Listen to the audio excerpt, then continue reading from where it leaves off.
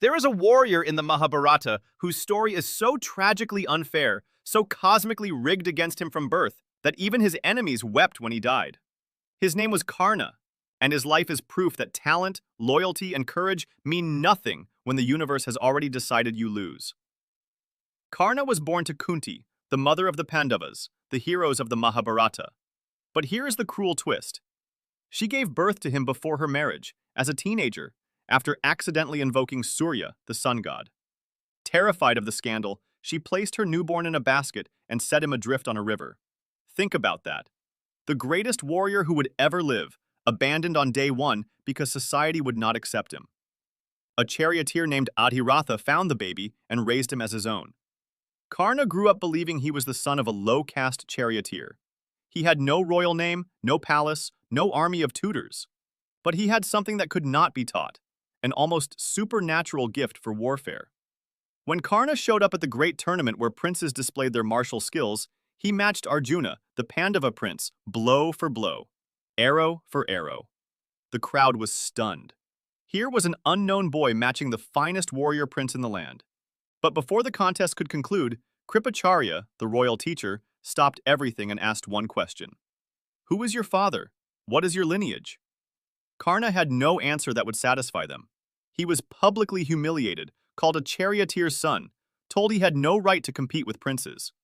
In that moment, Duryodhana, the eldest Kaurava prince, did something that changed the course of history.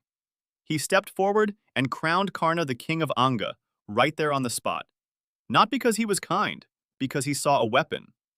But to Karna, it was the first time anyone had ever given him dignity. And for that, Karna pledged his loyalty to Duryodhana forever. This single act of recognition, given for the wrong reasons, bound Karna to the wrong side of the greatest war ever fought. He knew the Kauravas were wrong. He knew Duryodhana was driven by jealousy and hate. But Duryodhana had stood up for him when the whole world looked down. And Karna would rather die on the wrong side than betray the one person who gave him respect. Now here is where it gets even more heartbreaking. Before the war, Krishna himself came to Karna and revealed the truth. You are not a charioteer's son. You are the eldest Pandava. Kunti is your mother. If you switch sides, you will be king. You will have everything. Karna already knew. He had figured it out. And he said no. He told Krishna that Kunti abandoned him, but Adhiratha raised him. The Pandavas never knew him, but Duryodhana trusted him. He chose loyalty over birthright, friendship over a throne, honor over survival. And then Kunti herself came to him, weeping, begging him to join her sons. Karna made her one promise. I will not kill any Pandava except Arjuna. So even if we fight, you will still have 5 sons. Either Arjuna survives or I do. Either way, you keep 5. Even facing the woman who threw him away, he was generous. In the final battle, everything conspired against Karna.